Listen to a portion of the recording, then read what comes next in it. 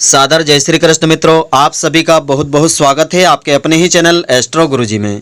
मित्रों, यदि आपने अभी तक हमारे चैनल को सब्सक्राइब यदि नहीं किया हो तो अभी सब्सक्राइब कर लें और बेल आइकन को अवश्य दबाएं, जिससे हमारे अगले आने वाले नए वीडियो की नोटिफिकेशन सबसे पहले आपके पास पहुंचे। आप नित्य का राशिफल, नई नई ज्ञानवर्धक जानकारियां हमारे चैनल से प्राप्त करते रहें। तो मित्रों, आज आपको हम बताने जा रहे हैं कि दिनांक 14 मई 2020 गुरुवार के दिन से पंचक आरंभ हो रहे हैं।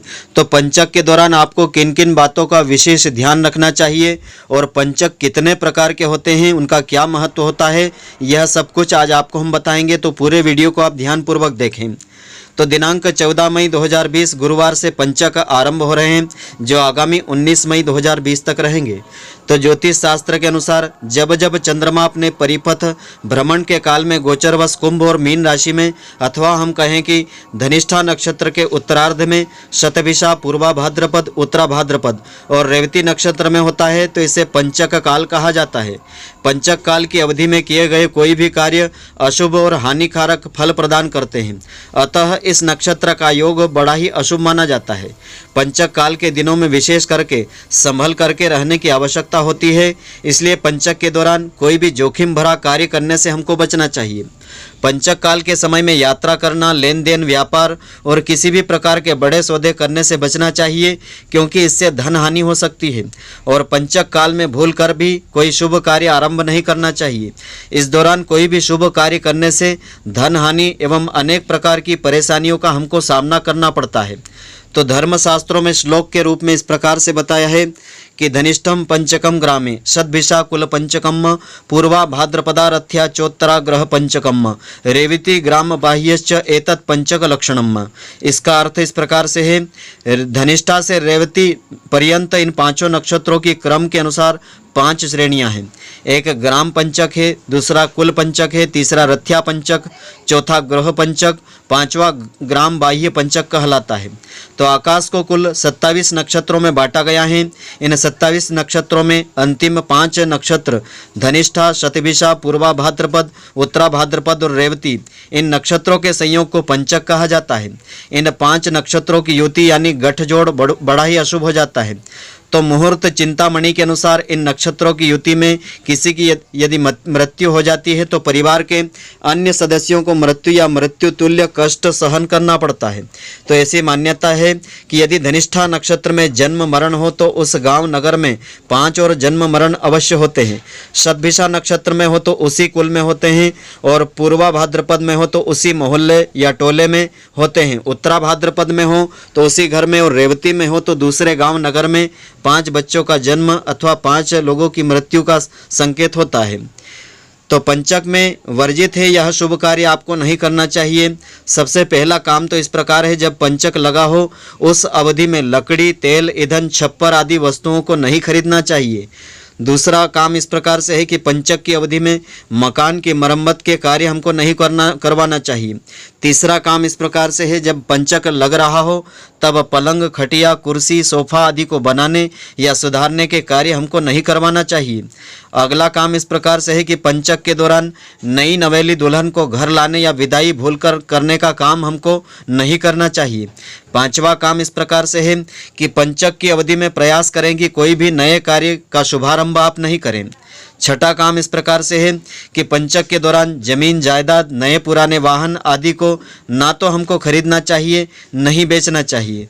तो पंचक के दौरान कोई भी शुभ कार्य की शुरुआत करने से हमको बचना चाहिए। तो पंचक अब कितने प्रकार के होते हैं, उनका क्या क्या महत्व होता है? तो वैसे धर्मशास्त्र, ज्योतिष शास्त्र के अनुसार अलग अलग पंचक होते हैं, उनका अलग अलग महत्व धर्मशास्त्रों में बताया है। और पंचक के इन 5 दिनों का यह समय वर्ष में कई बार आता है, इसलिए सामान्य जन को यह ध्यान रखना चाहिए कि कोई भी जरूरी कार्य इन 5 दिनों में संपन्न ना किया जाए तो बेहतर है। अगर कोई कार्य करना भी आवश्यक हो तो इसके लिए किसी विशेषज्ञ की सलाह आप ले सकते हैं। इस समय घर से बाहर नहीं जाना चाहिए। इसके अलावा ना ही घर की छत और खाट आदि बनवाना चाहिए। लकड़ी से संबंधित काम विशेष रूप से नहीं करना चाहिए, न ही ईंधन का सामान इस दौरान इकट्ठा करना चाहिए। इन सब बातों को ध्यान में रखकर रखते हुए सामान्य जन को इस पंचक काल के 5 दिनों में विशेष ध्यान देने की आवश्यकता होती है। सावधानी पूर्वक समय व्यतीत करना चाहिए। तो अब जानिए कितनी तरह के पंचक होते हैं। तो सबसे पहला होता है रोग पंचक। तो रविवार को शुरू होने वाला पंचक रोग पंचक कहलाता है। इसके प्रभाव से 5 दिन तक शारीरिक मानसिक परेशानी वाले होते हैं। इस पंचक में किसी भी तरह के शुभ कार्य आरंभ नहीं करना चाहिए। हर तरह के मांगलिक कार्यों में यह पंचक अशुभ माना जाता है। दूसरा है राज पंचक। तो सोमवार को शुरू होने वाला पंचक राज पंचक कहलाता है। यह पंचक वैसे शुभ माना जाता है। इसके प्रभाव से इन 5 दिनों में सरकारी कार्यों में सफलता मिलती है। राजपंचक में संपत्ति से जुड़े काम करना बड़ा ही शुभ होता है। इन कार्यों में सफलता मिल जाती है। अगला तीसरा पंचक है अग्नि पंचक। तो मंगलवार को शुरू होने वाला अग्नि पंचक कहलाता है। इन 5 दिनों में कोर्ट कचहरी विवाद आदि फैसले अपना हक प्राप्त करने वाले काम आप कर सकते हैं। इस पंचक में अग्नि का भय बहुत होता है। इस पंचक में किसी भी तरह का निर्माण कार्य औजार मशीनरी कामों की शुरुआत करना बड़ा ही अशुभ माना जाता है। इनसे नुकसान हो जाता है। अगला पंचक है मृत्यु पंचक। यह चौथा पंचक है। तो शनिवार को शुरू होने वाला पंचक मृत्यु पंचक कहलाता है। नाम से ही इसका पता चलता है कि अशुभ दिन से शुरू होने वाला यह पंचक मृत्यु के बराबर परेशानी देने वाला होता है, यानी मृत्यु तुल्य कष्ट देता है। इन 5 दिनों में किसी भी तरह के जोखिम भरे काम हमको नहीं करना चाहिए। इसके प्रभाव से विवाद चोट दुर्घटना आदि होने का खतरा हमको बना रहता है। अगला 5वां पंचक है चोर पंचक। तो शुक्रवार को शुरू होने वाला चोर पंचक कहलाता है।